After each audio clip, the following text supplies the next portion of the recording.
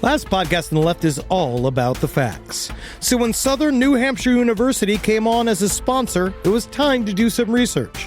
Turns out they offer more than 200 online degree programs, and get this, criminal justice and psychology are some of the most popular. Classes have no set meeting times, and tuition rates are some of the lowest in the U.S. Want to learn even more about SNHU? Visit snhu.edu/last. Insurance isn't one size fits all. That's why drivers have trusted Progressive's Name Your Price tool for years. Just tell Progressive what you want to pay, and they'll show you coverage options that fit your budget. Visit Progressive.com to find a car insurance rate that works for you. Progressive Casualty Insurance Company and Affiliates. Price and coverage match limited by state law. There's no place to escape to. This is the last podcast. On the left. That's when the cannibalism started. What was that?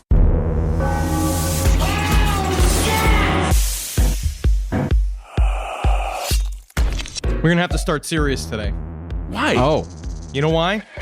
Yeah. It's hard to be a cowboy in modern America, isn't it? I mean, I guess. Look at, because cowboys, huh? They don't have the same cachet. They're not allowed to wear no underwear underneath the chaps. No. That's not fun. Honestly, a buttless chap is actually really difficult to be on a horse. I can't imagine what it does. Lucky to your horse. inner thighs. I mean, talk about the lucky guy. Yeah. Rub up against that spine, your ball's completely exposed. Also, it's just like there's not a lot of room for rustlers anymore. Yeah, that is, I mean, they're still around. They're definitely still around. And the cowboy is, I mean, it's still a very real job. And it is truly, I think it was named one of the top 5 or bottom 5 worst jobs in America.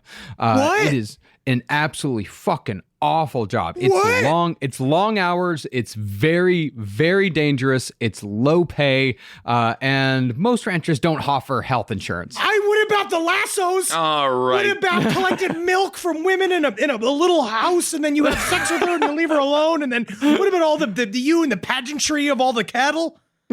Try being the cattle, my friend. It is not good. Hey, what's up, everyone? Welcome to the last podcast on the left. I am Ben, hanging out with Henry and Marcus.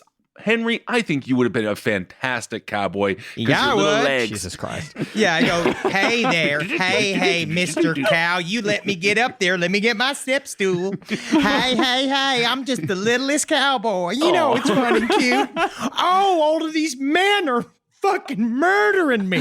Oh, no, because the cowboy hat looks so big on your little head. I do have a big cowboy hat, and that's just to show you how good of a thinker I am. But it is kind of fun. We're doing this old school. I'm in a hotel room. I'm not wearing any clothes. No. I'm wrapped in a comforter, so I'm sweating balls. Yes. And it's great. I'm so excited to be back here, mobile. I'm doing it. All right, everyone. Well, today's episode, we are on to Billy the Kid, part 3, and it's only going to get stinkier and stinkier from here on out. Actually, there is a whole thing that takes place in Stinky Gulch.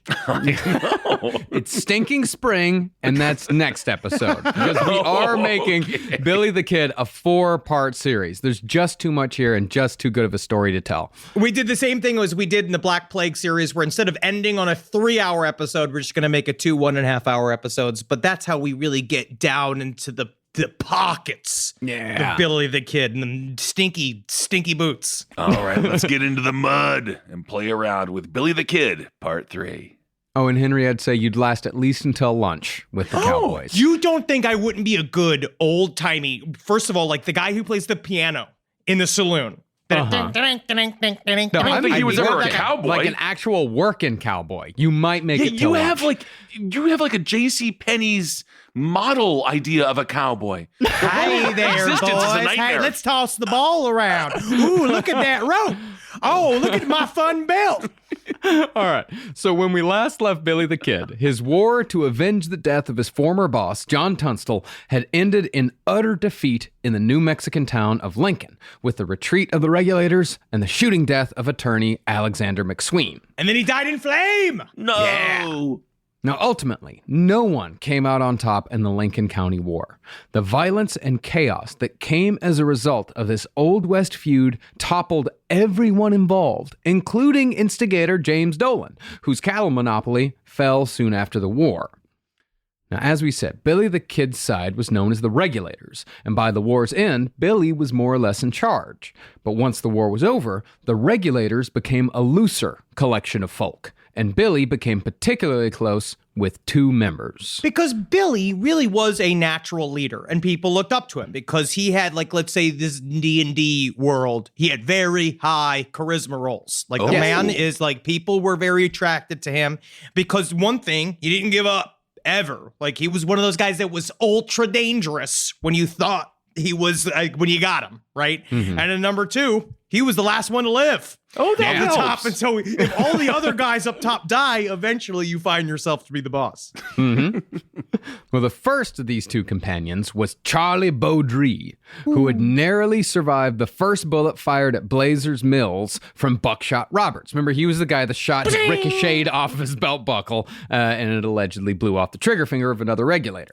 All right, which heartthrob is he? Actually, he's the one guy that didn't really work after Young Guns. He probably died of a drug overdose or like, No, like just pulled a gun off a cop's belt or something, one of those actors. zero charisma. That was the problem. The greatest crime of all. Yeah, if you want to die and you take a series of drugs, is it an overdose or is it the proper dose? I would say it's suicide. It's called by suicide. overdose. Suicide by Okay. overdose. Yeah. Or exactly what it took, just like Billy the Kid. Jesus Christ, man. Wow. What the fuck is wrong with you? So dark. What? No, that wasn't dark. It was. That's not dark. Insane. That was insanely dark. I said it took whatever it takes, just like Billy the Kid. He did whatever it takes. No, I'm talking about the pontification on, is it suicide or is it just the right amount? I want to say the come on. pontification Kissel did before we recorded about how great it was to drink alone. We're in the danger zone. No, I was on Instagram. Oh, Oh, yes. wow. It's so sharp. Great. Well, 11 years older than Billy, Beaudry was a well-known Lincoln County scofflaw and was locally notorious for a night in which he and two companions terrorized the town of Lincoln in a drunken rampage the previous year. Billy's other close companion was Tom O'Folliard, who basically followed Billy the Kid around like a puppy dog and did whatever he said. This man was Billy's inseparable companion, the guy who would hold Billy's horse while the kid visited a senorita or had a drink, whether it be for 30 minutes or half the night. He is a very funny side character because Tom Folliard, it really is really weird. He is like O'Folliard. O'Folliard. He is the like, you know, in Tenacious D, they had the one super fan, like the one guy who kept showing up. It's this guy. He was a Billy the Kid super fan, Carl Pilkington. This is idea that Billy the Kid go do whatever he wants, and he's like, hold my horse, and then Tom O'Folliard's like, can I watch you fuck? You know, like he's so excited to be the cuck in this. Oh, that's nice. No, I kind of hate the term butt boy, but he was Billy the Kid's butt boy. Oh, okay. Everyone needs a wipe. Renfield. Yes, his Renfield, definitely. You know what's also I like about the Regulators, and now what we'll go into, what will coalesce into Billy the Kid's gang, is that they are all like minor, huge bullies to other small towns, where they were like the main villain of like one saloon for like a while, and then like how like, you know, like women that are like a Wisconsin 10 go to LA, and it's like all of a sudden it's all the models or all the people who believe that they were the hottest people in their own small towns. It's like that, but for Old West villains. Oh my goodness. And a Wisconsin 10 comes out to LA and they're in LA 12. Nice. Because that's how beautiful the Wisconsin people are. But O'Folliard, Beaudry, and the Kid were only 3 of the 20 or so Regulators who participated in a deadly robbery soon after the Lincoln County War. And this death would turn public opinion against the Regulators for good. See, during the entire Lincoln County War, the Regulators had survived on the small fortune of Alexander McSween for day-to-day provisions. They had a big daddy.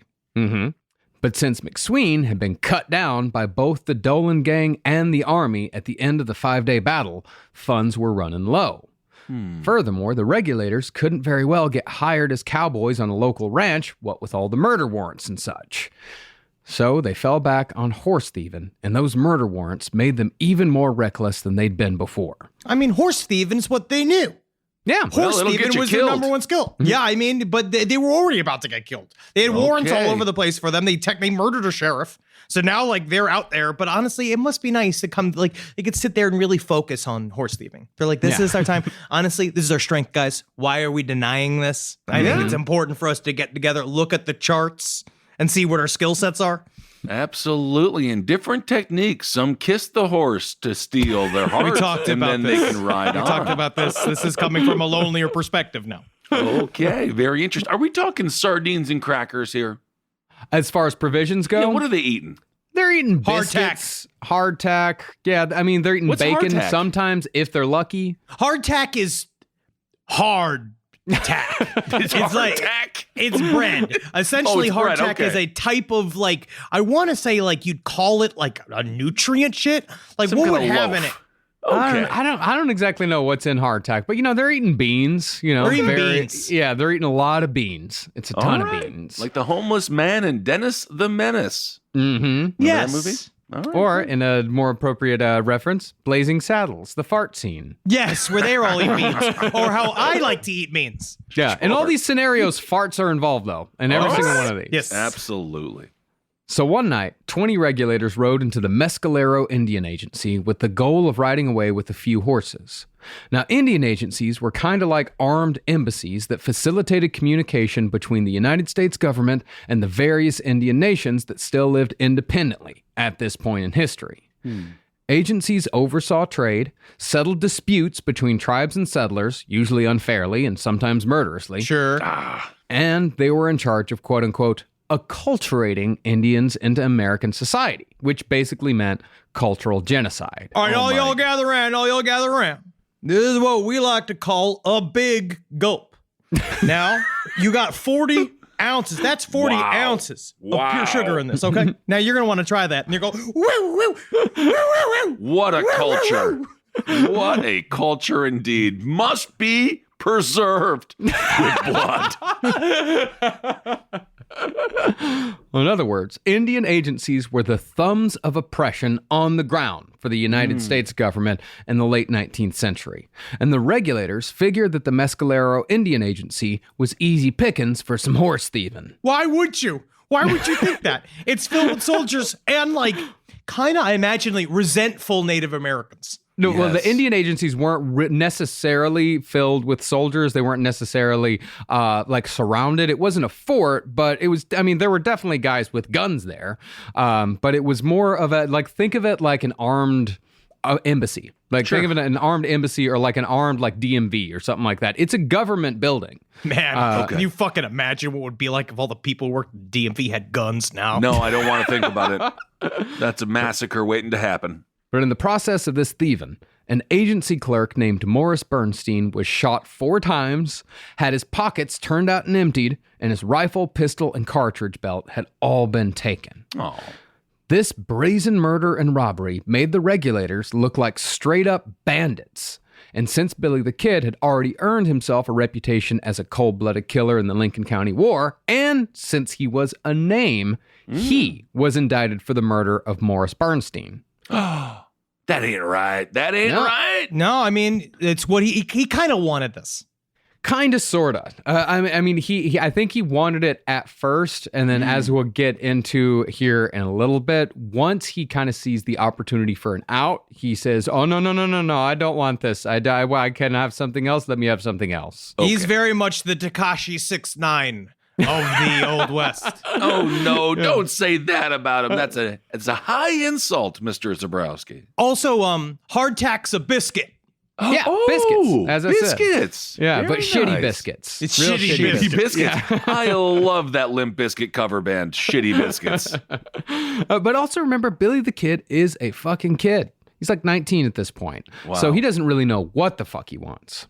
But concerning the murder of Morris Bernstein, Billy, by multiple accounts, wasn't even at the Indian Agency when the murder occurred.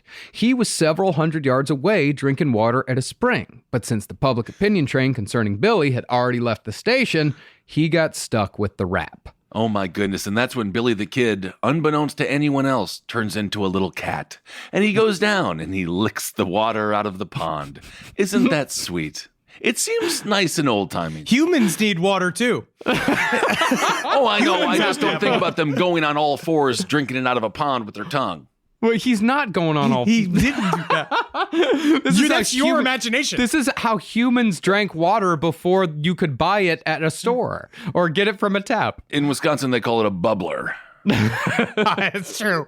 I actually just watched Back to the Future Part 3, and they do have that bit where I imagine the water must have been pretty gross. Yeah. At the time, and they show up and he gets water, and they all laugh at him. It's fun. It's the whole thing about how time travel makes you awkward. Oh, I love it. Now, in this murder, the blame was shared between Billy and a regulator named George Coe.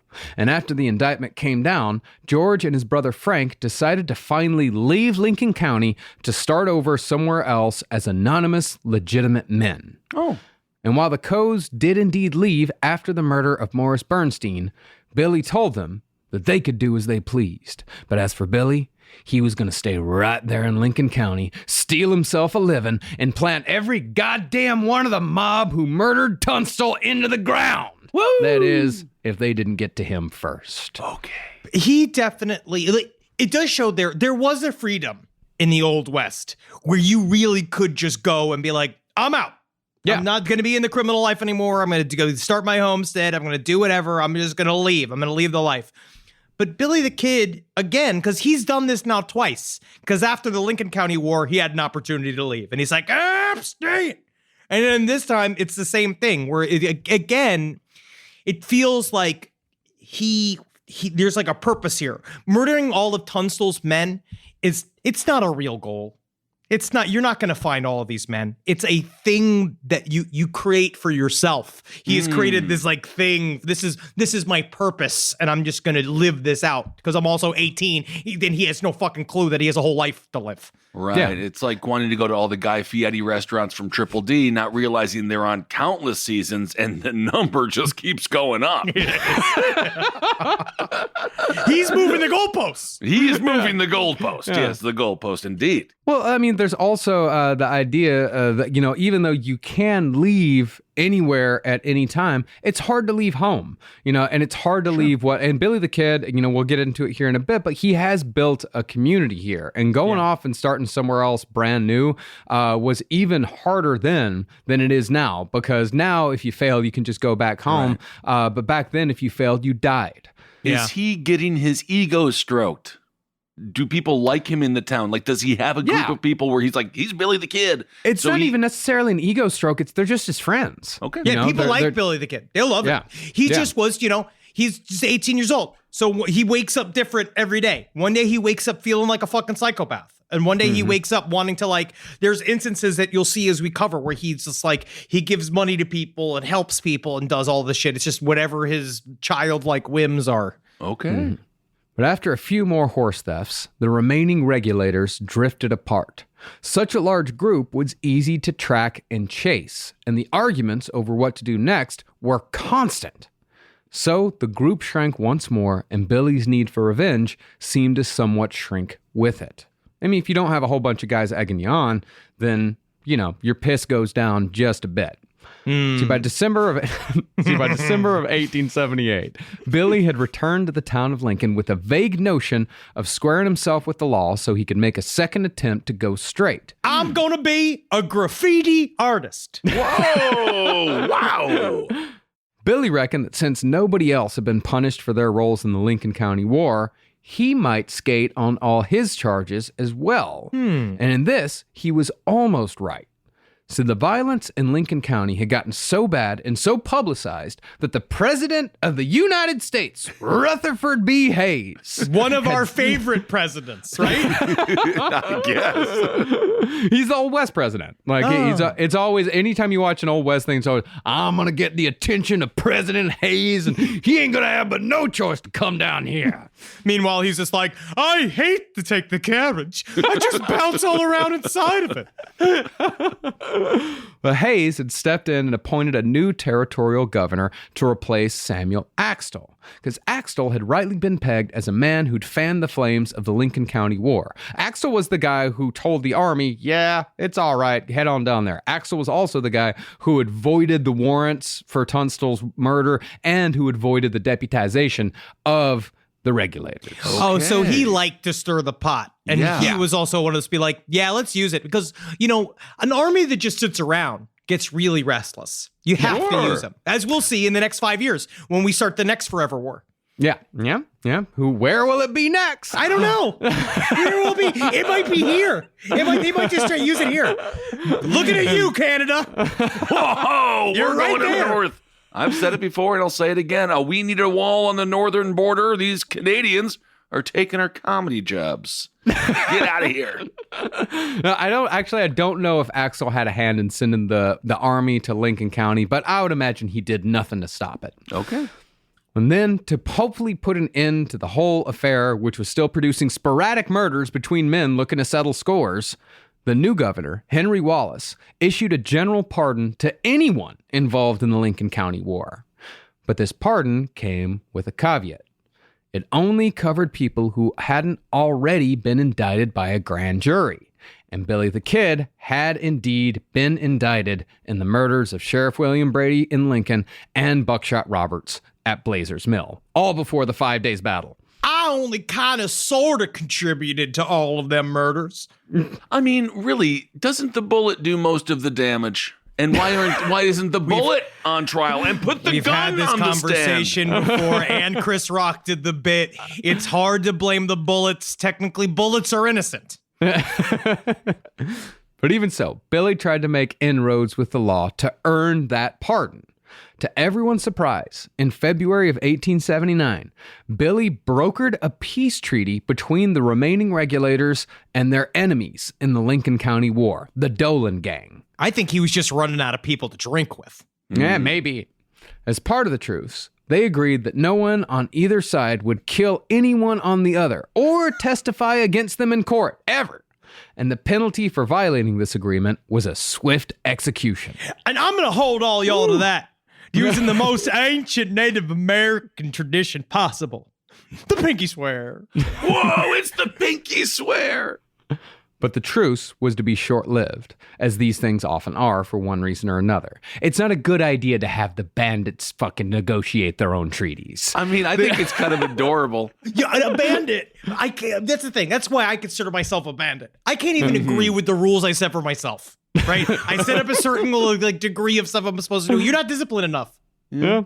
Well, on the night that the treaty was brokered, the Dolan men, drunk and exuberant at war's end, spilled out into the streets of Lincoln, singing and firing their guns into the air. This is the celebration of them signing their peace treaty. They all got together. They were shooting into the air. That's so much better than aiming at someone. It's collective. It's fun. It's like an Afghani wedding. They're having a good time.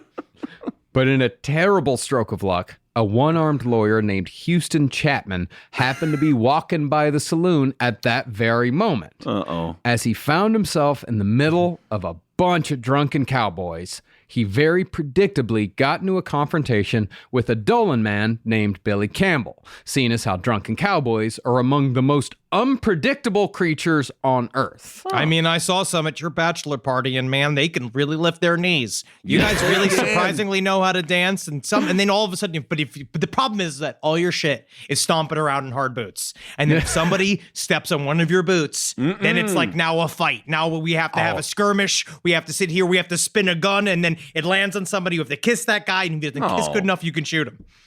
It's not that much. It's not not that big of a boot culture. No, I'm mostly saying, I've had these experiences, hanging out with cowboys. You bump into one and they're either gonna threaten to beat you within half an inch of your life, or they're gonna put an arm around you and say, "Hey, Hal, come on, have another beer. Come on over here. Let's go have a beer." And you have no fucking clue which one it's gonna be. I'm with my family, sir. I need to I can't live the cowboy life with you, sir. I am a traveling comedian. I'm just so happy that you bumped into me today, Mr. What was that? Little Henry? My name is Mr. Ben Kissel. No, I'm actually Ben Kissel. That's weird you chose that name. I haven't been touched in a while. So that was very nice. no, it's vodka. Why don't you take a seat by me at the bar? Oh no, he got bit by radioactive vodka. It's Vodka Man. I will say, though, some of those nights that I had drinking with cowboys, some of the most fun nights I've ever had in my entire fucking life. They know how to party, man. Uh-huh. Well, in true Old West fashion, Campbell, when Houston Chapman bumped into him, he pulled his pistol, shoved it into Houston Chapman's chest, and told him to dance. Oh, my God. Is that real? Did they really do that? Cameron Bond. And then he starts voguing. And they're like, this is fucking incredible. And he invented breaking. Maybe a little Right Said Fred. Maybe a little I'm Too Sexy. What kind of dance did he want? Also, did they want him to dance for their own entertainment? Or was it like, what is the motivation? Be like, dance, like, it's a humiliation. It's a humiliation. It's rhetorical, yeah. Yeah, because he just wants to shoot you. Yeah, yeah, yeah. It's a full-on humiliation. It's like when the kids made Henry do the Chris Farley impersonation before they'd let him on the train. It's all about humiliation. It was a threat, and I crushed it. But while Chapman tried talking his way out of the situation, James Dolan, who was out there celebrating with everyone else, fired his pistol into the air. And the loud sound spooked Campbell so much that his finger jerked the trigger and Houston Campbell fell to the ground with a fatal chest wound. He soon died, and the party continued in the middle of the street around Houston's corpse. I could just see the moment of silence, like he just shoots the guy and he falls, and they're all like, yeah! Party on! We got it! Party on, boys! Woo, woo!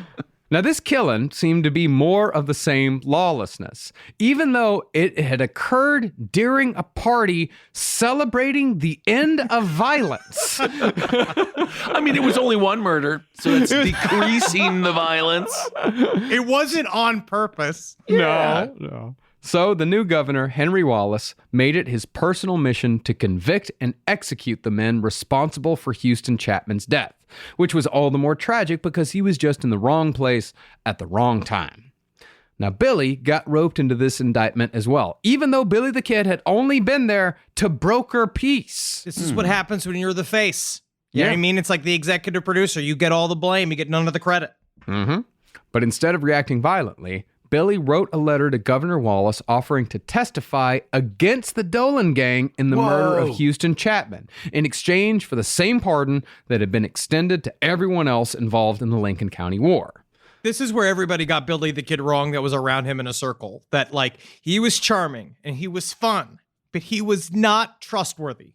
He was a sneaky guy. Like, he would take your shit. He'd fuck your girl. He was trustworthy and he was loyal, but he would flip on your ass to save his own. So perhaps not trustworthy then, Marcus. Well, I mean, I would say... I actually think that you are grossly underestimating the term trustworthy. Well, I guess in a criminal sense. If he would flip on you at the moment... Well, he wouldn't flip on his Marcus? but he wouldn't flip on his friends. That's the thing. He would not flip on his friends. With his, they weren't friends. These were the men who had just fucking murdered. 3 months ago, he was trying to kill. Not even 3 months. 3 weeks ago, he was trying to kill. He was very loyal to his friends, but to people like this who had been his enemies 10 minutes ago, yeah, fuck them. Who cares? They're murderers. They just they just shot a guy in the chest. They don't deserve loyalty. Like they shot a guy in the chest for nothing. It's the same thing. It's like if you're cheating on your wife with somebody who's cheating with you, don't expect to get with that person. Expect that person to, like, you know, stay with you and be legit. You know what I mean? You know, a liar, Judge Joe Brown? What are you talking about? I call him straight. I'm calling him straight. I'm downtown Joe Brown. Well, in part, the letter that Billy wrote to Houston Chapman read, I have no wish to fight anymore. Indeed, I have not raised an arm since your proclamation. As to my character, I refer to any of the citizens, for the majority of them are my friends and have been helping me all they could. I can't wait to say the same exact thing to a judge. Look at my friends. Like, cut to my friends. And it's just Eddie with the beer helmet. Just like, I testify that this is a good man.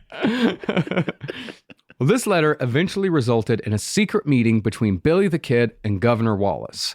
And by meeting's end, they had agreed that Billy would testify against the Dolan gang in exchange for a pardon concerning Billy's 2 murders. Okay. But in doing this, Billy was breaking the treaty that he'd agreed to on the very night of Chapman's murder. So Governor Wallace promised Billy that he'd be put into protective confinement disguised as an arrest. That's fucking horseshit. You think you could trust the fucking government? Yeah, dude, it You'd be like, sounds... no. This is just a show arrest. We're playing a game. Or this is all fun and it's Yes. it's theater. And by safety confinement, he means this trusty coffin right here.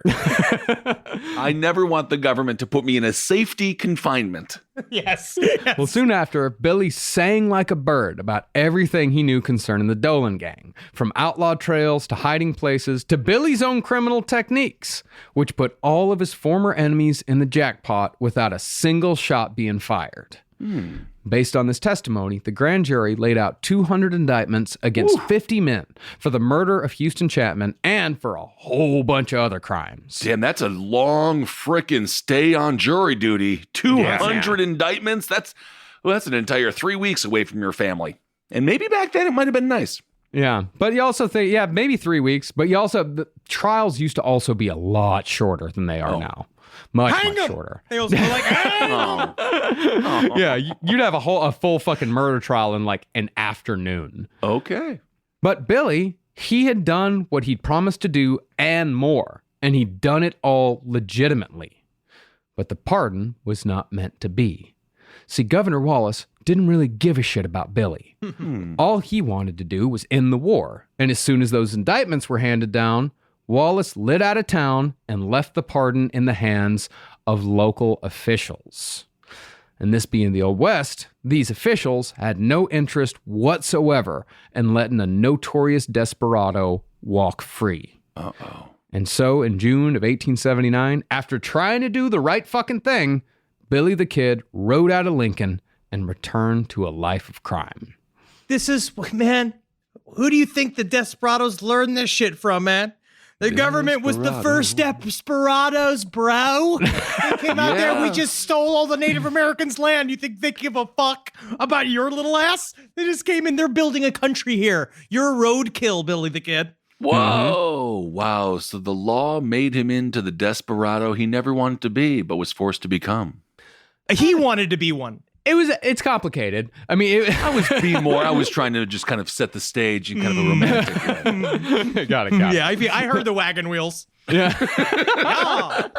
We do. Can we need some of that? Especially when you read the letter, we need a little bit of atmosphere. Some Old West atmosphere really helps. Just a little bit. Oh, I got some for you. Oh my God, life is miserable. Where are the crops? Becky, goddammit. There we go. Oh, does that look infected to you? It was a lot of that. No, that looks great. He's got 20 minutes to live. Take his stuff. Take his shit, man. Give my boots to my son. That's the thing, man. People only have one pair of boots for like an entire generation.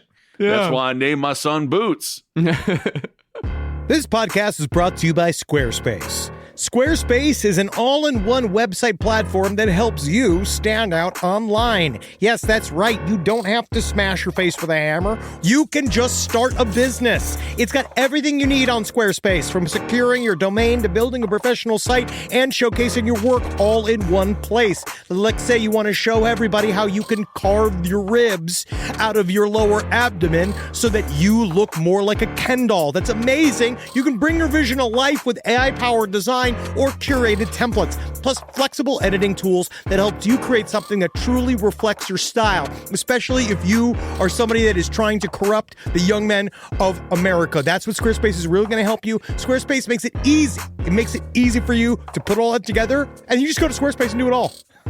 Thanks, Braden. Head to squarespace.com/left for a free trial. And when you're ready to launch, use offer code LEFT to save 10% off your first purchase of a website or domain. Hey there, everybody. Is your cell phone bill too much money? Are you getting that bill and you're like, hey, what is this? I can't believe for what? For 5G? Are you crazy right now? $100? I don't even barely got any bars when I'm just sitting in my living room, okay? You don't have to deal with that anymore. Are you ready for this? $15 a month. That's right, $15 a month on Mint Mobile. Yeah, baby. Get their wireless plan, because they're just sitting there on the T-Mobile 5G network, and it's just $15. Your whole life, you're just paying all this money every month. You're like, why? Where's it going? It's going to these phone companies that are robbing you. So go to Mint Mobile. Let them help you talk to your mom. So get your new wireless plan for just $15 a month. Go to mintmobile.com/LPOTL. That's mintmobile.com/LPOTL. Cut your wireless bill to $15 a month at mintmobile.com/LPOTL. That's it. There's no catch. Upfront payment of $45 for 3 months, $90 for 6 months, $180 for 12 months. Plan required, $15 per month equivalent. Taxes and fees extra. Initial plan term only. Greater than 50 gigabytes may slow when the network is busy. Includes up to 20 gigabytes hotspot. Capable device required. Availability, speed, and coverage varies. See mintmobile.com. It's obvious we love true crime, but it does make us feel a little paranoid about what's out there, as it should. And that's why it's so important to get a home security system that gives you peace of mind. With SimpliSafe, you can stop crimes before they even start using their AI-powered cameras to identify threats on your property and alert US-based live agents to take action. Like arriving in a helicopter in the night, coming down from the helicopter, zipping down and breaking through the windows with their big axes, and going through the house, ripping through the walls, finding the criminals. It's easy to do. SimpliSafe has been a game changer for us. And the best part, there's no long-term contract. We've used it since the very early days of SimpliSafe here at LPN, and it keeps us safe, doesn't it? It keeps all of our thoughts inside the building. Then there's the ones we let out because they have to go out, because that's a part of it. But SimpliSafe keeps the other thoughts safe. And for that, we say thank you, SimpliSafe. And we want you to experience the same peace of mind as we, which is why we've partnered with SimpliSafe to offer an exclusive discount to all of our listeners. Right now, you can get 50% off your new system by visiting simplysafe.com/LPOTL. That's half off at simplysafe.com/LPOTL. There's no safe like SimpliSafe.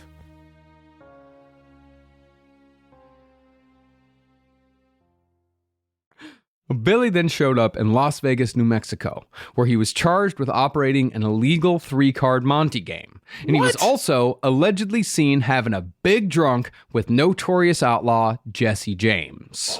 Although that encounter is rumor at best. I mean, now we're into the Old West extended universe, which we will get to, like, because Jesse James is probably going to be the next one we cover when we come back around to this time period. But he really, like, just the idea of them all meeting together is kind of fun because it feels like it could happen.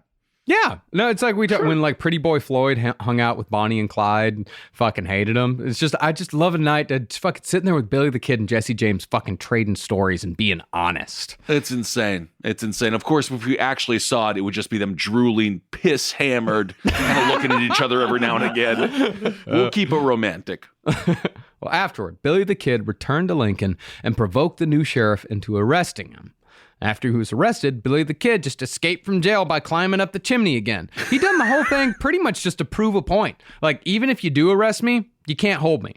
Have they thought about getting rid of the fireplace? It's hard. That's how they kept it hot. It's the only means of warmth, man. New Mexico? Does it get cold? Yeah, dude, it gets fucking freezing in the wintertime. Okay. It snows. It's fucking awful. Did not know that. Mm-hmm. Especially like this area of New Mexico where they're at, like this is full of like ski resorts now, like Ruidoso. Oh. This is where like West Texans go to vacation. This area, like Ruidoso, Lincoln, Cloudcroft, all that shit. Yeah, this is ski resort country. Another idea, keep the fire on. Never turn it off because Billy the Kid gets too hot in the scurry summer. up through that chimney. Yeah, man. It's a fucking awful way to live. Too hot in the summer, too cold in the winter. This is where we're at in like the legend building part of Billy the Kid. Like, this is why we extended to 4 episodes to really show how we get to the end of Billy the Kid's life. Because I do think he did do things with the long view of how people would perceive him, and that he like people that become big names in history, like the quote unquote capital G great people like Dan Carlin talks about, where he did shit like that. We would purposely get arrested just to escape, just because he wanted to like have people buy him drinks when they saw him at the bar. So everybody like, it's like calling your shot in sports games. Some people just get into stand-up comedy for 2 free drinks. Other people get arrested and climb through a chimney. Yeah. And from Lincoln, Billy rode a little over 100 miles away to Fort Sumner. Now, if there was anywhere in New Mexico that Billy the Kid would call his home in his short 21 years, it would be Fort Sumner. This place sounded fucking wild. Yeah, man. It sounds so cool. This was it was a former fort. It was no longer a fort, but when Billy the Kid was there, it was a town that had been founded by Mexican and Indian families about 10 years before the Lincoln County War. And in Fort Sumner, the bilingual kid, with a foot in both Mexican and Anglo cultures, he'd found close friends, a community that accepted him, and most importantly, a girlfriend named Paulita Maxwell. Sweet God. Paulita. He loves Paulita. Paulita and him. Woo, man. Just the idea of her bouncing up and down on his knee. Everybody spilling booze all over her. Man, it must have been great to be a woman. I'm sure she was beautiful. There were definitely women in the Old West who held positions of power, again, by virtue of being the only fucking one who stayed alive. Well, as such, this place was a true safe haven for Billy the Kid, a town where no lawman was brave enough or stupid enough to try and approach him. But that peace was eventually shattered by a man named Pat Garrett. As a man of true grit. This guy's a fucking character out of a Western movie. Again, it's like I was talking about with Marcus right before the show. Like, I know that Western movie tropes came from places for a reason. Like, they did come from history, and you're really going to see it here. Like, Pat Garrett is the fucking complicated anti-hero cop dude that is going to identify with Billy the Kid, but also be his ultimate enemy. It's fun. Yeah. Cool. Now, even though Pat Garrett is famous for being the man who took down the kid, he was in reality kind of a fuck-up. A native of Alabama, descended from slave owners, Garrett arrived in post-Civil War Texas broke in 1869, owning nothing more than a rifle, a saddle, a bridle, and a horse. Simple times. I mean, that's a pretty good, that's something. At least he owns something. He does own a couple things. After failing at farming for a few years, Garrett briefly became a cowboy and rode north with a trail herd. There, he met a man named Willis Skelton Glenn. That's an Old West name right there, Yes, man. Skelton is a very, it's not skeleton, it's Skelton. I love it. Yeah. And the two of them joined thousands of other Westerners in the business of killing buffalo and selling the hides. About Garrett, his partner Glenn wrote, quote, He seemed the tallest, most long-legged specimen I ever saw. There was something very attractive and impressive about his personality. Even on a first meeting, gee golly, I wish I could be that saddle. Yeah, it sounds like you're real horny for the dude.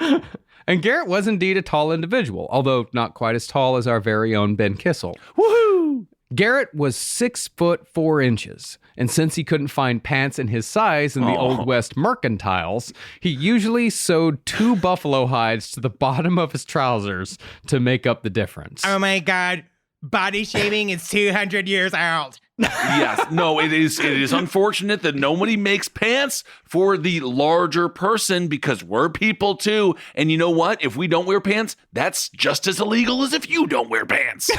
I'm not wearing pants right now. I know. Look.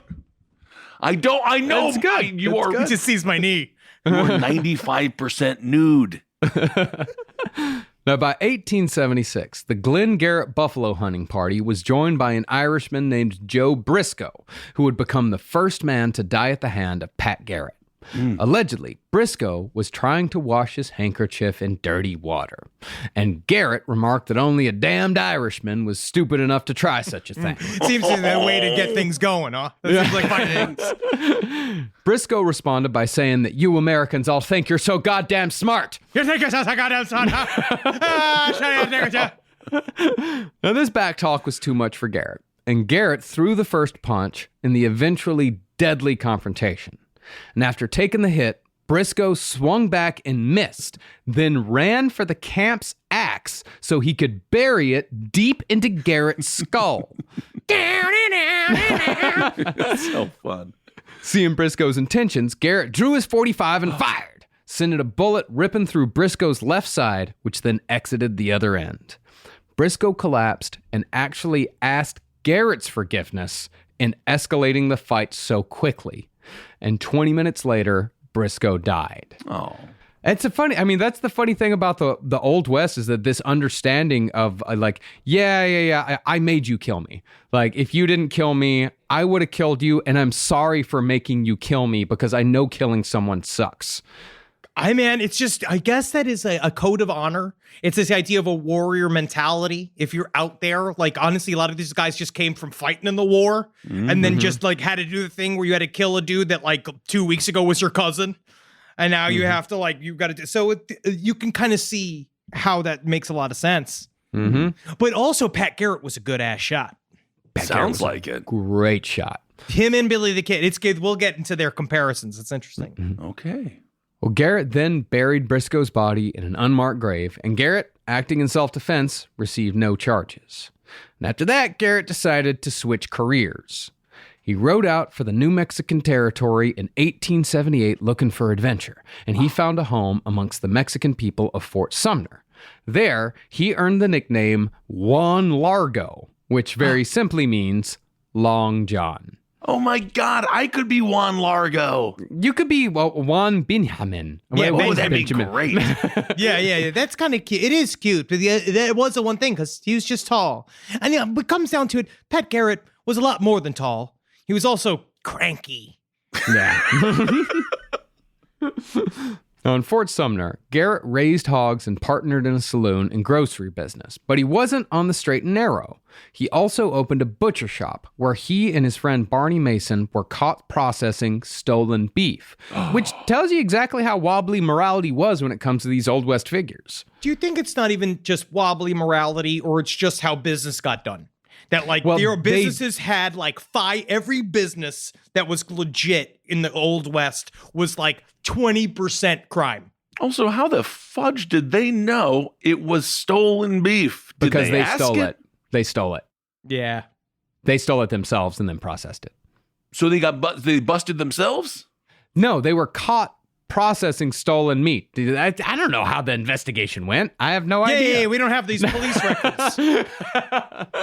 That beef looks like my cow. A lot of times they're branded. That was what they talked about, the horse rustlers. What you kind of have to do half the time is that you have to fudge the branding on a horse so that nobody knows who it belongs to.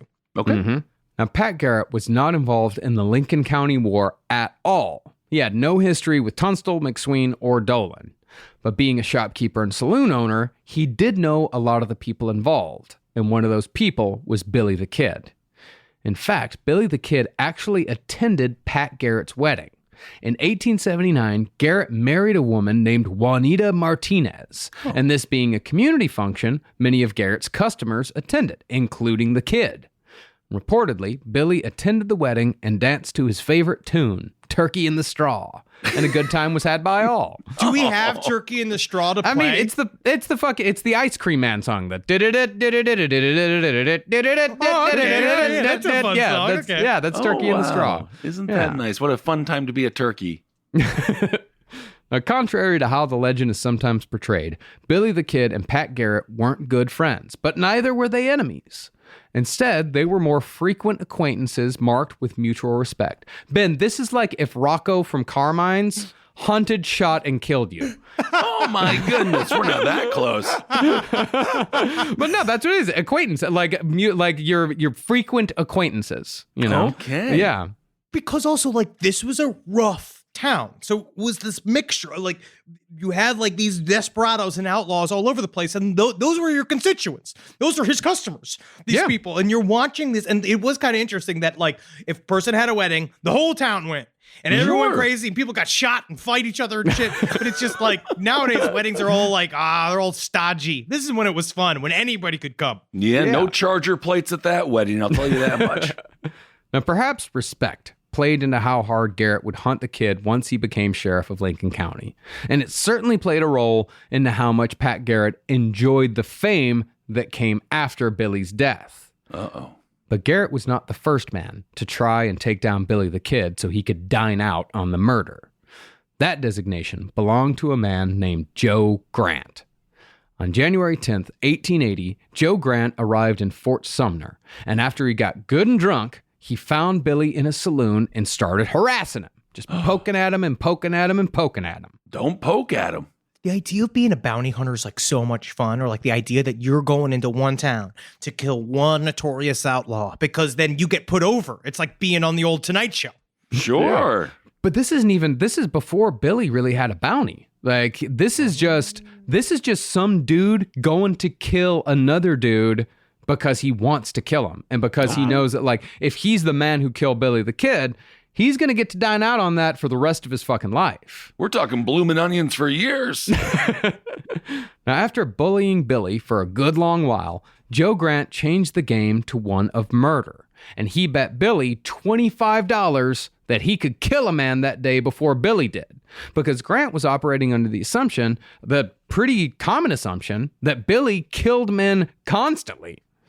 That's got to help, though, in situations because he's a tiny guy. So people kind of automatically, while it does cause people to fight you all the time, it must also kind of be a deterrent where if you're a little guy who sort of has to kill to get out of certain situations, now you're kind of in a situation where people kind of start kind of afraid of you. Yeah. But as we know, Billy the Kid was not a psychopathic murderer, but he had no qualms in killing for self-defense. And with Joe Grant, Billy decided to have a little murderous fun. See, Grant had just stolen an impressive ivory-handled revolver, so Billy asked if he could see it.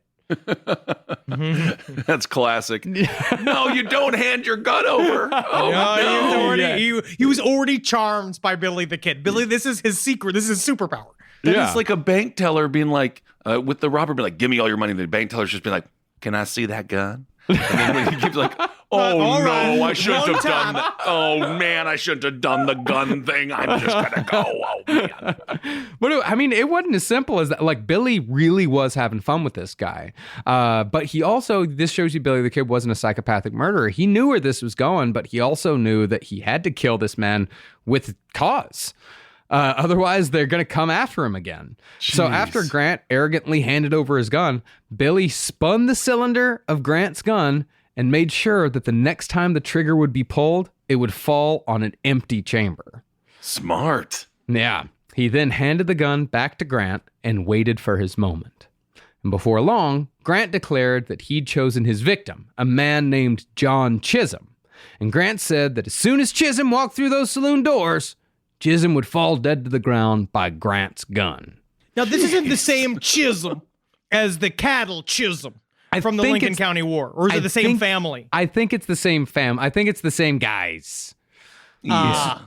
It's a long line of Chisholm. Oh, yeah. Chisholm, that's a cattleman name. Piles of Chisholm. Oh, yeah.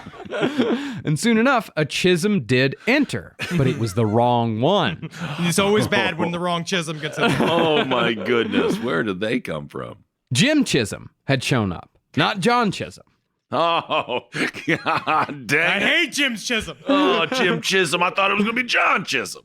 But Joe Grant didn't know the difference between Jim Chisholm and John Chisholm. So when he declared his murderous intention to Billy, Billy said, "That's not John Chisholm, that's Jim Chisholm." I'm going to tell you right now, I don't think you know your Chisholms. But this seems like it was the justifiable homicide opening that Joe Grant had been looking for. It's the honor angle. He declared that Billy the Kid had called him a liar, which in those days, depending on who the fucking law enforcement official was, you could shoot someone for calling you a liar if you were in fact not lying. And I do love that they would just let you go. That if you go into a bar, there are certain circumstances where a sheriff, you could walk in. This is true. Like through all of to Hell on a Fast Horse, they talk about this type of circumstance where you could walk in, you get into a bar fight, you kill a guy, and if you told the sheriff, and like, he called me a liar, he'd be like, well, that's just drunk rules. I mean, aren't they all liars? But if you're specifically calling someone a liar, then that's a big deal. Like if you're saying you're lying about that lie, because that's a man's honor. Man's honor is a big fucking deal. Bit, dude. Don't step on my shit here, bro. We all storytellers here. Right? It's like the moth. Okay. But when he declared Billy the Kid a liar and then quickly pulled his gun and pulled the trigger. But all Grant got was the big fat click of an empty chamber. You can see the rack focus of this shot of him like click and then Billy just smiling. Like, Yeah. I did it. And at that point, Billy had the justification. So he slapped leather and fired 3 bullets into Grant, killing him on the spot. And if you want any more proof that saloon murders happened almost constantly, the papers didn't even pick up on this actual Billy the Kid murder at a time when Billy the Kid was the hottest fucking goss in the whole Old West. Wow. So funny. Yeah, it's just so like, well, that wasn't a real murder. That was a bar murder. No, I mean, it was written off by the community and the press as just another saloon dispute. It was no more newsworthy than if Billy the Kid had shot a coyote. Damn. Wow. The law barely investigated either. And when someone asked Billy why he killed Grant, Billy shrugged it off and said that his gun wouldn't fire, but mine would. You got him again, Billy. And he honestly, of all of the characters too of history, we'll get into more next episode, even more next episode. Billy the Kid was funny as fuck. Yeah. And very clever, very quick. Like he knew, again, it's that weird thing that you'll just see, like when we covered Bonnie and Clyde and when we cover these other guys, he had media savvy. Like he somehow knew, like, I'm people love me. Okay. But not everyone saw this murder as no big deal. I mean, this is essentially a prankster murder. And the murder of Joe Grant at the hand of Billy the Kid sort of stuck in the craw of Pat Garrett, who was growing tired of the criminal element in Fort Sumner. And even outside of that, Garrett was looking for a more stable job. So he decided to run for sheriff of Lincoln County. This is like a movie. Because also remember, Juanita died the night they got married. Do you remember that story? She died that night. Pat Garrett and his wife. His wife died. Something happened. I forget what happened. I forget too. But she died the night that they got married. And then he immediately got married to another woman 2 weeks later. But everybody said that his first wife was the love of his life, the one that he wanted to be with. And then he just got married, I guess, because he felt like he had to. But he was heartbroken. So we got that where he's houseboat cop. Like from Lethal Weapon, right? He's already heartbroken. He's strung out. He's looking around this town, and it's just madness, right? And it's like in Williamsburg in 2010, after all the hipsters started having babies, and then they wanted to change everything, and they fucking took all the bars out and took all the venues out. Yep. It's the same thing. All these people are establishing this Wild West town. They're like, I think it's time we got legitimate, but we need a sheriff. And there's only one long man that can do it. Okay. Meanwhile, Billy the Kid was forming a new gang. Now, he kept Tom O'Folliard and Charlie Beaudry from the Regulators, but he added Thomas Pickett, William Wilson, and dastardly Dave Rudabaugh. Much older than Billy at the age of 40, Rudabaugh had plagued Las Vegas, New Mexico for years as a thief and a con artist. But the baddest part of his reputation came from a double murder he committed in 1880 when he murdered a jailer and an Hispanic lawman. But as Billy's gang grew, so too did his reputation, which was mostly invented by the popular press. They began calling Billy the Boy Devil. Referred to him as a desperate cuss hell-bent on anarchy. And there was scarcely a violent crime in New Mexico that wasn't blamed on Billy the Kid, who at this point was still known as William H. Bonney. In reality, though, Billy and his gang mostly just stole livestock from rich cattlemen. See, there were plenty of large ranches to steal from and sell to, and cattle rustling was easy pickings because there weren't enough cowhands to keep track of all the cattle. But that's not to say that Billy the Kid wasn't armed and ready to throw down at all times. By this point, Billy was outfitted with the brand new Lightning revolver. Whoa. Unlike a single-action revolver, which required manually cocking the gun's hammer before firing, the double-action Lightning could be fired simply by pulling the trigger. Cool. So instead of, boom, boom, it's boom, boom, boom, boom, boom, boom, boom, boom, and just Yes. More booms. Yes. Also, this story of how he got that gun was kind of funny because the guy who owned the store in town, he got this. This is a brand new invention. He's got this new gun, shiny new gun. And Billy the Kid came in, and him and his boy, and they look at the guns, these shiny guns, like sitting there. And the shopkeep was like an older man, being like, can you believe we got these brand new lightning bolt action guns in? You wouldn't even believe the kind of action they can give you. And then Billy Kid's like, can I just see it? And they like, he gives him the gun, and then because they're all sitting, they're all excited and stuff. And then Billy Kid like points the gun at him, just being like, all right, see you soon. And then they leave with it. They just leave with the guns. But the man was so indignant. He was old and sick because he had tuberculosis. So he was this frail old man. He tracked down Billy the Kid, and he was just like, how dare you? How dare you come into my shop and steal these guns from me? I'm trying to make an honest living. And Billy the Kid and these other dudes look at him, and they're like, all right, we'll give you the guns back. So they give him the guns back, and they're like, but how about this? What if we wrote an IOU for the money for these guns? Oh, and that's the good. guy's just like, oh, that's an arrangement I can get behind. And so he wrote an IOU, literally like Billy the Kid, like owed like $34 to him to buy the guns. And he gave it to it. And then obviously never paid that money. But that guy went forever, like after the death of Billy the Kid, with his whole campaign of Billy the Kid owes me $50. He's got to get that money somehow. Well, I think with that, was that the one where Billy told him, it's like, well, there's this other guy that owes me $50. So you can just, He I'll said transfer the money. Because he had another guy had an IOU on Billy the Kid. And that was actually very common in the Wild West days. That was like an early form of like credit where you say like, well, I don't got $50, but this guy owes me $50. So if you give me this, then he'll just owe you $50 and he's good for it. So he'll give you he's supposed to pay me next week. So he'll pay you next week. I'll just go tell him and then he'll give you the $50. But then when the shop owner went and talked to the guy that Billy said owed him $50, he said, what the fuck? Billy owes me $50.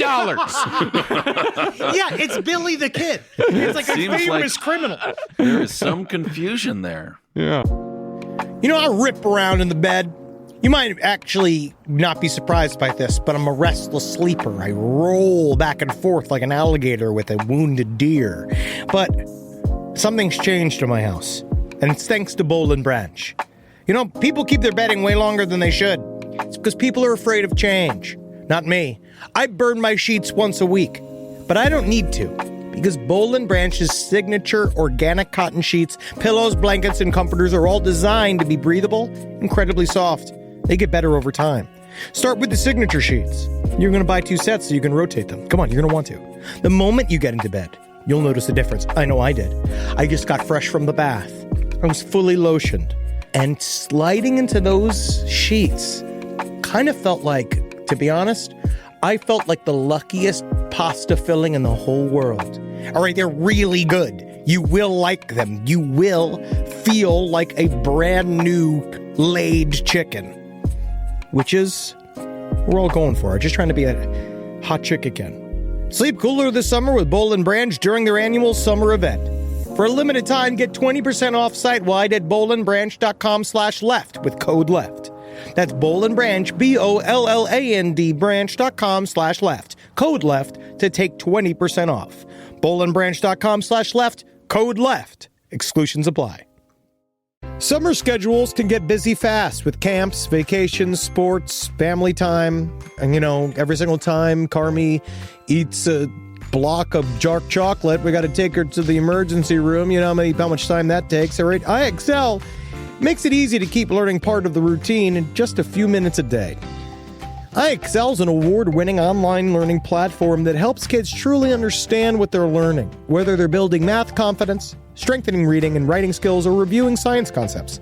From pre-K through 12th grade, IXL offers personalized, interactive learning that adapts to each child's level and pace, which is great because Carmi has been really slow in biology, and Wendy has really been struggling with American history, mostly just because she doesn't agree with the way it's being taught.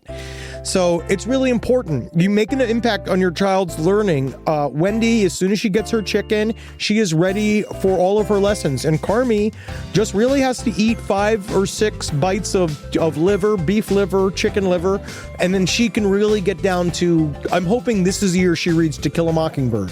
So really, IXL, thank you.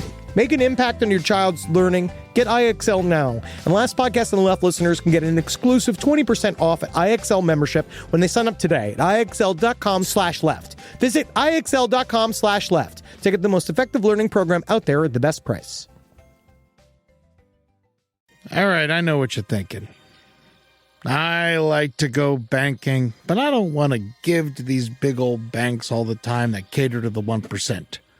Well, go ahead and get yourself hooked up with Chime. It's banking built for you, not just those rich jerks. And they got thousands of fee-free ATMs because why pay to get your own money? Chime is working for you, man. You get your Chime card, you're going to get travel perks, you're going to get into airport lounges, you're going to get those chicken thighs. You know, every time I go to an airport lounge, I get chicken thighs. And you know what I say whenever I see a plate of chicken thighs? Give me more.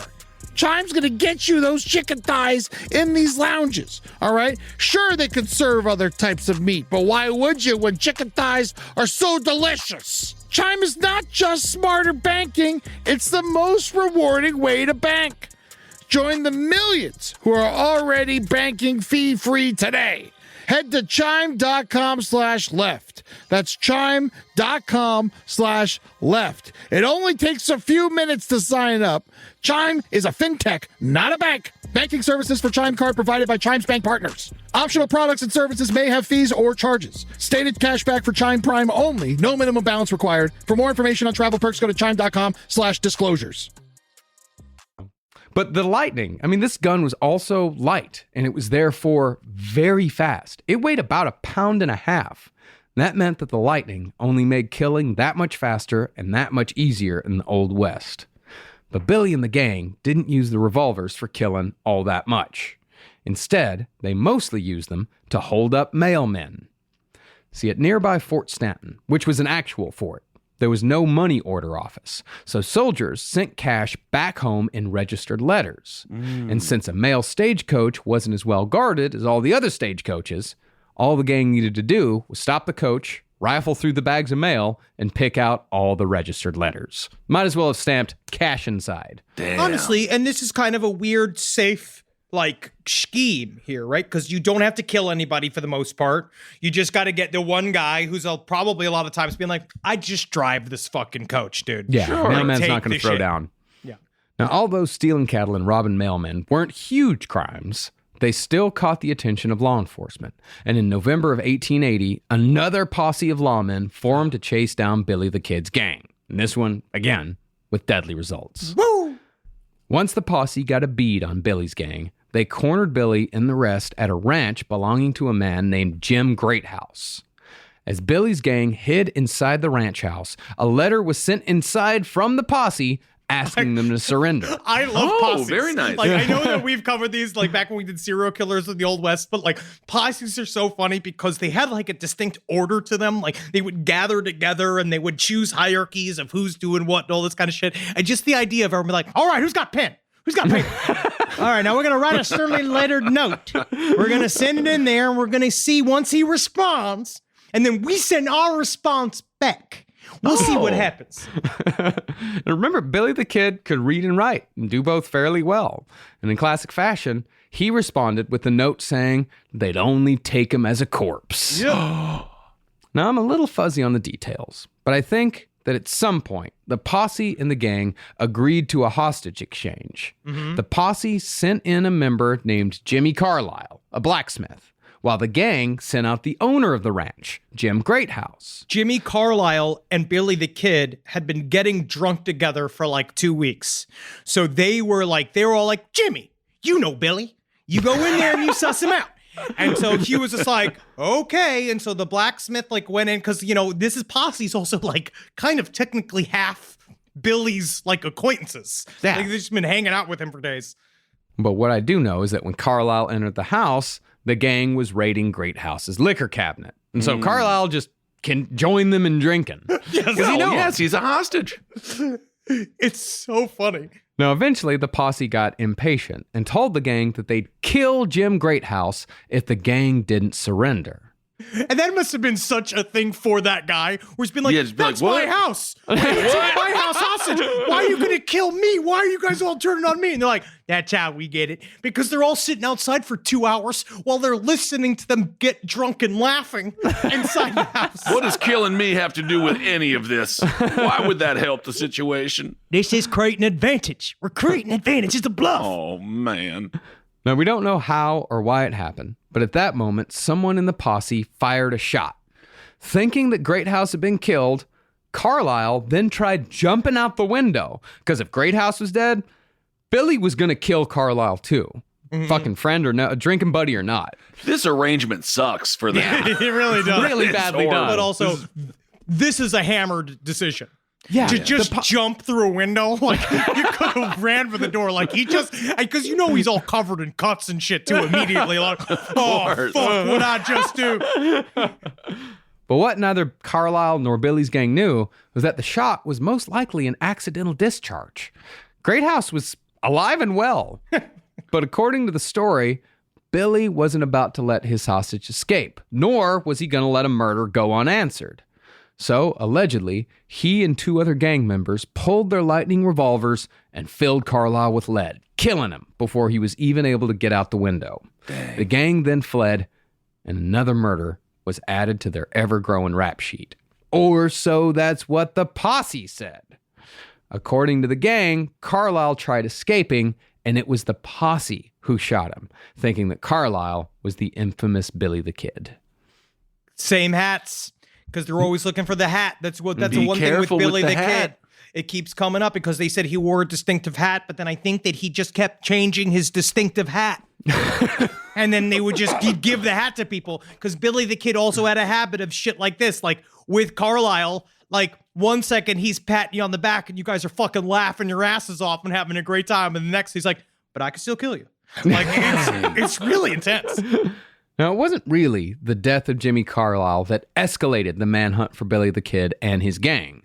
Instead, it was the business community complaining to the Treasury Department that desperados were hurting their bottom line. I'm just like, it's so maddening how business does this. Like, it is still the only thing that moved the needle was the To be money. fair, they are killing a lot of people. Sure, but it wasn't the people. It was the businesses that were like, it's hurting our bottom line. Yeah.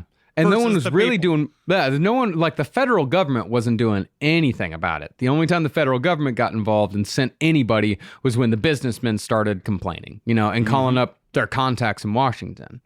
So the government sent a special operative named Azaria Wild to Lincoln County. Ooh. Yeah, that's a great fucking wild. Azaria Wild, that's such a great, it sounds like somebody, it's a steampunk name, pretty much. It really is. And it's also totally different from the names like Chisholm that we've been covering. Yeah. So he definitely sounds like a special agent going to rough people up. He sounds a lot cooler than Dave Rudabaugh, that's for sure. Wait, hey, Marcus, maybe you know this or maybe you don't. Where do the Pinkertons fit in with all of this? With the feds, special ops, and like, where do they fit in? Because they're private, right? They are a private organization. Yes, the Pinkertons are the Pinkertons. They're ostensibly private investigators. They're Blackwater. Yeah, they are exactly. That's exactly what they are. Blackwater. If So you've they ever were contracted with the government. they could be contracted with the government. A lot of times they were contracted with business people or contracted with whoever. Like and say Deadwood season 1. Yes. They're the reason why Swearingen's so afraid of the dude contacting his people back in New York City is because he's afraid that his people back in New York City are going to contact the Pinkertons and fuck up Swearingen's entire outfit. Okay. Because the Pinkertons were. By criminals, the Pinkertons were as feared as the FBI, if not more so. Was because they didn't have to follow any laws. They were private. They could do whatever they want. Damn. Yeah. Well, when Azaria Wild arrived in Lincoln County, he soon surmised that Billy the Kid was the outlaw to capture. And around the same time, Pat Garrett was elected sheriff of Lincoln County. And at the top of his list of priorities was the capture of Billy the Kid. It was kind of interesting. Billy the Kid specifically campaigned against Garrett. Like he was telling people, I mean, he would that drive makes around sense. being like, he don't got a shot. He ain't gonna win this county. He ain't gonna win. I mean, Billy was now very suddenly, the target of 2 separate manhunts, one local and one federal. Damn. But as far as Billy's crimes went, he was nowhere near the worst of the thieves who were causing chaos in southeastern New Mexico and the Texas Panhandle. Billy never held up a bank, never burglarized a store, never robbed a traveler on the road, and never, quote-unquote, outraged women, as it was called at the time. See, that's good. He can bring that up in court. Yes, you've talked about what I have done, but listen to the list of things I have not done. I mean, he murdered people. Kissel Yes. reminded me of that. He did murder a lot of people. So, yeah, that's the main crime. Okay, murder. That's one for That's you. one that for you me. got. Never robbed a bank. You see how this is going to work, guys? But by Wild West standards, at this point, Billy, well, the only person that Billy has murdered where he couldn't prove self-defense was Sheriff William Brady. Everyone else he murdered before they murdered him or while they were in the process of trying to murder him. Also, Carlisle, we don't know for sure exactly what happened with Carlisle. But Sheriff William Brady, yeah, that's definitely that's murdering a cop. Without a doubt. Yeah. That's or even better. That's murdering an elected official. Big fucking deal. It's big. I am on the side of the fence that he murdered Carlisle. That he Yeah, you did think murder so? Carlisle, and that I think he was hammered. I think it was an impulse. I think that he thought that he was doing this, but because you'll see that later on too, where he does have an impulsive side to him. That's very dangerous. Oh, yes. The brain isn't stopped developing until the late 20s. He's still a baby. He's still a baby.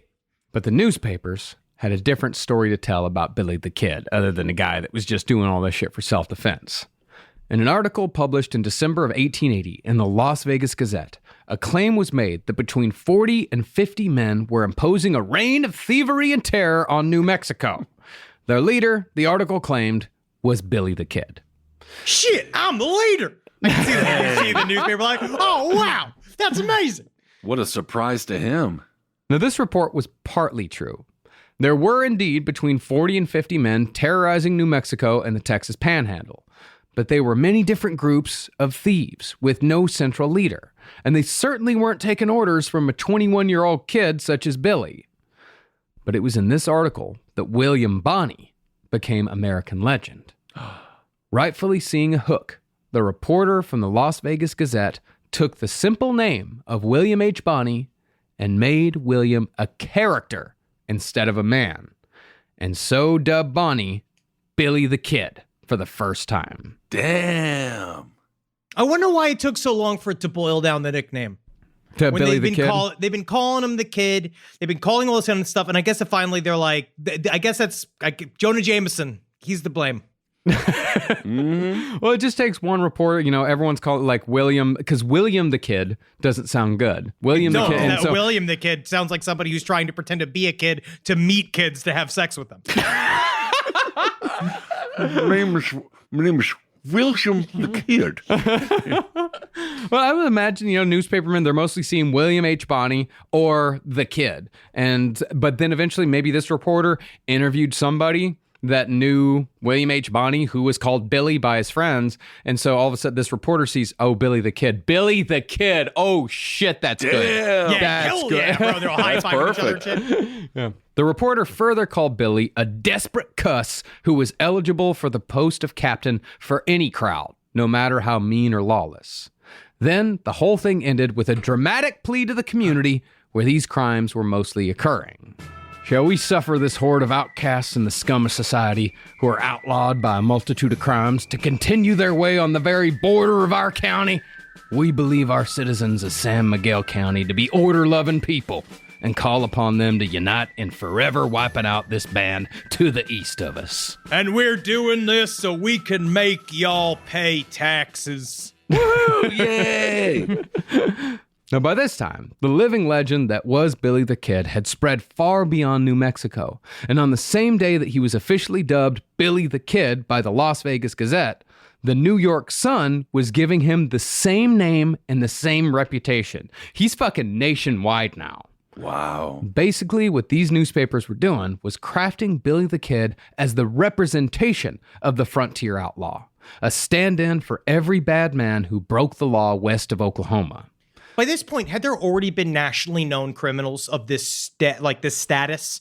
Like, where does he fall within the other outlaws? Was this all happening at the same time? You know what? I could not, in good conscience, tell you that one way or another. I don't know. Yeah, because I wonder if whether or not, because, yeah, James suggested James, same time period. Yeah. So I wonder how they go and like when do they hit the big time and like what does that do? Because this is the first time America's really starting to fall in love with criminals.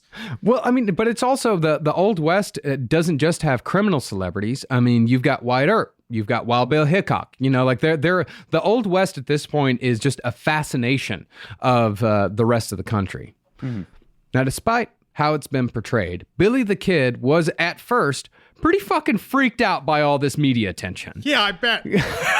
Because even though he continued his life of crime and had killed at least one more man, maybe two since the pardon fell through, he still had a hope of going straight. And then you had the one picture of you taken out there, right? Like you have all of these people like, because at the time I bet couldn't he just change his hat? And then everyone would be like, I have no idea who that is. He had the buck teeth, man.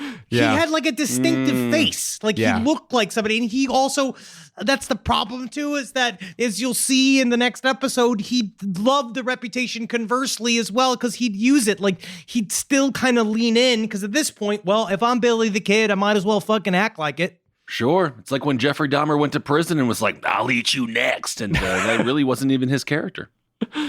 So, Billy the Kid wrote another letter to Governor Wallace, perhaps truthfully claiming that Jimmy Carlisle, the victim at the Great House Ranch, had been accidentally shot and killed by the posse, and he falsely claimed that he'd been living in Fort Sumner since leaving Lincoln, where he made a living gambling. An honest living, where I steal money through cards. Now, Governor Wallace did receive this letter, and he read it.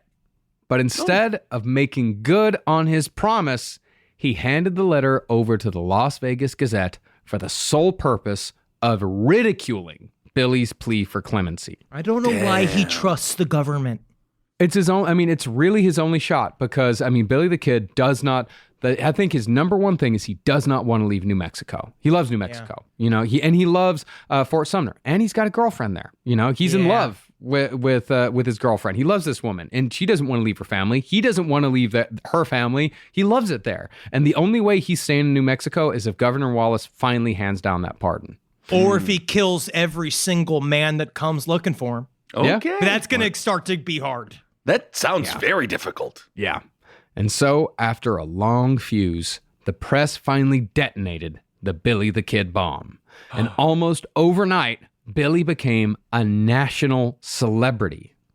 And while some people loved him, most just called for his head. Soon, wanted posters began appearing all over the Southwest that read, Billy the Kid, wanted, dead or alive. 'Cause I'm wanted. Gonna steal her Sarah. Preferably alive. And that's where we'll pick back up for the actual conclusion to our series on Billy the Kid. Oh my God, this whole story is so dense, and the whole world that we're playing in right now is just crazy. It's a good thing to visit, but I'm very happy to be alive now. Honestly, next week we're going to cover how the end of his life is 1-2 year long blur of action, running from the law. The man escapes from so many places that he shouldn't escape. The boy escapes from so many places he shouldn't escape. And he also, he lives by the sword and he dies by the sword, and says that so much to his own captor, Pat Garrett. And we're also going to get into a little bit of the world of, which is why we're separating the episodes of, did Pat Garrett really kill Billy the Kid? Okay. Or did Billy the Kid get to ride off into the sunset with sweet, sweet Paulita down to Santa Fe? I don't know. That would be a nice conclusion. There is proof behind it. We'll get to that proof next episode. We will. can't And I wait. also, so we got this. We are also know after the Billy the Kid episodes, we're coming back to modern times. We're going to be down to the hover cars that we have right now. The Yay. according to Back to the Future 2, the hoverboards. We have it all coming for you. We're very, very excited to get into a fall that will be, would you say, soaked in blood? Soaked in blood. I would say it is so soaked in blood, you're going to have to throw out the whole goddamn mattress. Whoa, mama. All right, everyone. Well, thank you all so much for listening. We can't wait to see you on the road this weekend. We're going to be in Detroit, Cincinnati, and Columbus. Come on out to the show. And we just can't wait to see you and make you laugh a little bit. And yeah, of course, pay attention to all the protocols and stuff like that. yeah, pay attention to the emails that will be sent to you by the venues. They're going to tell you how to handle all of the bullshit. Yep. We're just going out there trying to be as safe as possible so we can continue to go out there and spread a little joy and some laughter and, dare I say, show you a few disgusting things you don't want to see. So you'll like it. Yeah. That's our goal. And also, Spring-Heeled Jack, he's out there. He's roasting them fucking beans. They're so fucking brown and dark. He's doing so good. He's crisping them up. Any other description beans. other than brown and dark They're beans? Beans. You can't wait. These beans. Yeah. Can't even. Oh, Is there an aroma that goes with it? Beans. Beans. Okay. Vape carts all over LA. Check out our humble offerings to the weed community and Last Prisoner Project. Give them a check out. They were trying to get people out of jail for smoking that fucking sweet yerb. Last Prisoner Project doing some great work. Also, I was just informed we're in my favorite little weed dispensary store, Roots. So Roots. that's going to be happening really soon as well. So if you're in the Sherman Oakish area, North Hollywood, Roots is there for you. And keep on supporting all the shows here on the Last Podcast Network. Thank you all so much for all of everything. So we'll see y'all real soon. Okay, everyone, hail yourselves. Hail Satan. Hail Keen. Magustalations. I'll tell you what. You see me out on the trail, you hail me. Because I'm out there, you wouldn't believe. Yeah. A man can, according here, a man I can think live you'll 3 be months in hailing a heart attack. cab because you won't survive 4 seconds. Unfortunately, in order for me to arrive on a horse, I will need some form of balm or cream for my inner crevices. Preferably a pill. I can just, the level of sunscreen you would have as a cowboy would be mythical. You would be like the ghost cowboy where they don't know if you're alive or if he's dead. My goal is I would dress like a mysterious widow until I got out of the carriage. Like, they think that I was like a well-to-do woman with my parasol and my glasses and my covered cart, and they'd be like, "Oh, is that the new school teacher in town? We'll be able to meet this new fresh woman." And then I'll get out and be like, "Ready for beer, guys." School Marm Henry. That's me. That's My next little body. t-shirt.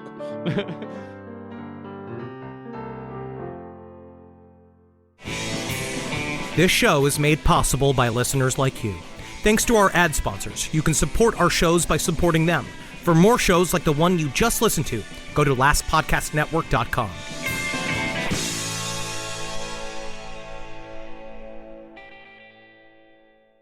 Hi, listeners. Marcus, Ed, and Henry here with a little bit of an announcement. You loving all the episodes of Last Podcast on the Left lately? Well, listen, now you can get even more from us. Squeeze it out of us. If you want to hear new episodes ad-free and unlock access to Last Podcast on the Left 7 days early, subscribe to SiriusXM Podcast Plus on Apple Podcasts or visit SiriusXM.com/Podcast Plus to start your free trial today. Do it.